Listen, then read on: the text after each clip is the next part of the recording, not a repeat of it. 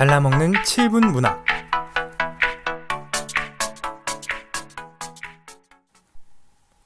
안녕하세요, 메아풍입니다.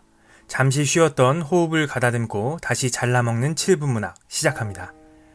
오늘의 시 정주홍의 유리창입니다. 전에도 그러했듯 외운 것을 그저 꺼내는 것이 아니라 시어를 여러분의 경험과 상상으로 우려내어 차처럼 맛있게 마셔봅시다. 유리창, 정지용. 유리에 차고 슬픈 것이 어른거린다. 열없이 붙어서서 입김을 흐리우니 길들은 양 언 어깨를 파다거린다. 지우고 보고 지우고 보아도 새까만 밤이 밀려나가고 밀려와 부딪히고 물먹은 별이 반짝 보석처럼 박힌다. 밤에 홀로 유리를 닦는 것은 의로운 황홀한 심사위원이 고운 폐혈관이 찢어진 채로 아, 너는 산새처럼 날아갔구나. 여러분, 어떤 상상을 하며 시를 읽었나요? 그 상상들을 하니 어떤 느낌이 들었나요? 그 느낌은 어떤 시어에서 우려진 것일까요? 각각의 다른 답들이 궁금합니다. 함께 시를 보며 시어 하나하나를 상상해 봅시다.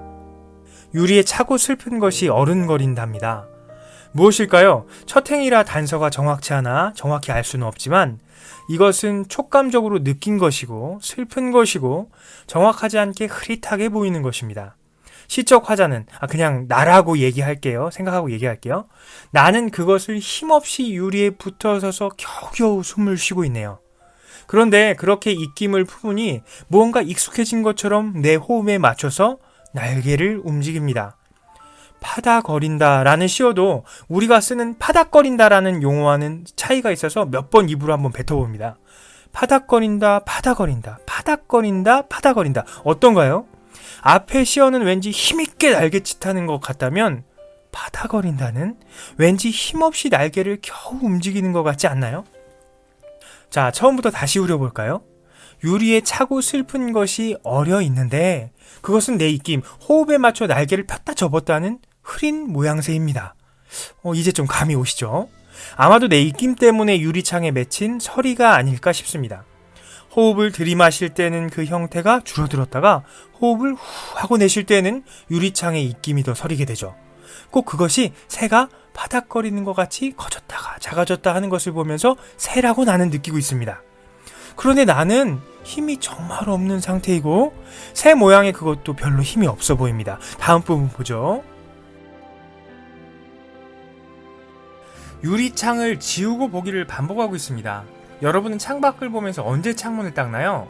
네, 창문을 통해 무언가를 더 선명하게 보고 싶을 때 유리창을 닦게 되죠. 나는 유리창을 통해 무언가를 계속 보고 싶은 겁니다. 그런데 지우고 보는 행위를 반복하는 것으로 보아 이것이 닦는다고, 자꾸 닦는다고 잘 보이는 건 아닌 것 같습니다.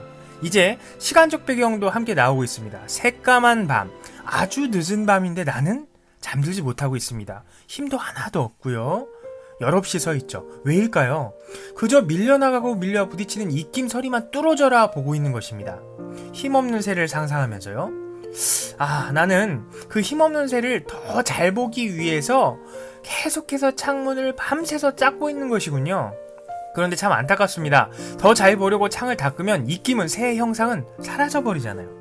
그런데 다시 손을 거두면 아주 흐릿하게 그 형체가 보일 뿐입니다. 게다가 이 힘없는 새는 언젠가는 새까만 밤을 온전히 밀쳐내지 못하고 사라져버릴 것 같다는 슬픈 예상마저 됩니다. 물먹은 별이라는 시어를 봅시다. 한 시에서 이미지가, 그러니까 상상이 연속되어서 이어지는 것을 생각하면 아마도 이 물먹은 별은 흐릿한 새와 같은 존재가 아닌가 싶습니다. 어떻게 별이 물을 먹은 것 같이 보일까요? 우선은 내 눈에 눈물이 그렁그렁할 때 별을 보면 그렇게 보이죠. 그리고 시의 상황 속에서는 새를 더 잘 보기 위해 계속 지우는 행동 때문에 맺힌 물을 통해 별을 보면 그리 보일 수 있겠죠. 어떤 해석이든 둘 다 슬프고 절박합니다. 밤에 홀로 유리를 닦는 것, 우리는 왜 그러는지 이제 알죠. 사라져가는 새를 더 잘 보기 위해서죠.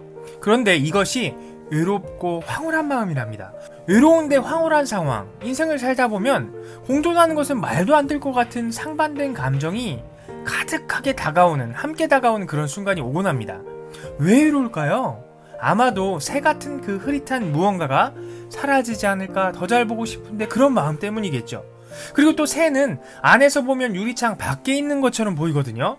나는 유리창 안에 있고 내가 정말 보고 싶고 대하고 싶은 새는 창 밖에 분리되어 있으니까 더 외롭게 느껴지는 것도 같습니다. 황홀한 것은요, 이렇게라도 너를 볼 수 있으니 참 좋구나, 네가 너무 보고 싶었다는 간절한 마음 때문이겠죠. 외로운 황홀한 심사위원이 이 시어를 더 깊이 들여다보니 더 슬퍼집니다. 폐혈관이 찢어졌답니다.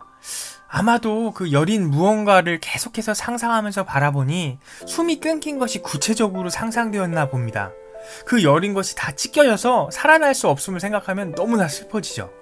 그런데 다음 행에 아주 작은 반전이 있습니다. 아 하고 날아갔구나 하며 감탄, 약간의 환희를 표현하고 있잖아요. 왜 그런 걸까요? 이 행의 시어에서 마음에 와닿는 시어는 당연히 산새입니다. 아 너는 새처럼 날아갔구나 해도 되었을 텐데 왜 굳이 산새라고 쓴 걸까요?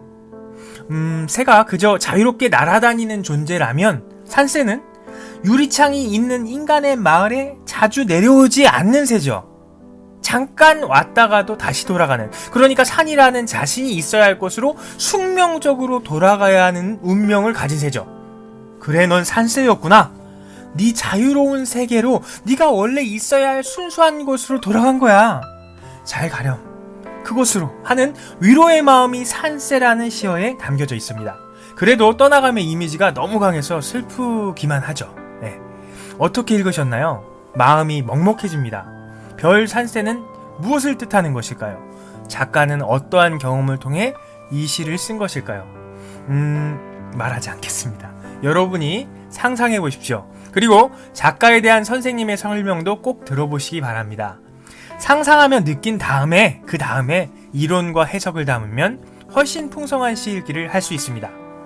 슬픈 시이긴 하지만 깊은 인간의 감정을 느껴본다는 것 자체가 너무나 소중한 경험 같습니다. 그리고 그러한 시를 나누면서 더 풍부해지는 생각을 가지는 것 참 좋은 것 같습니다. 감사합니다. 뇌아풍이었습니다.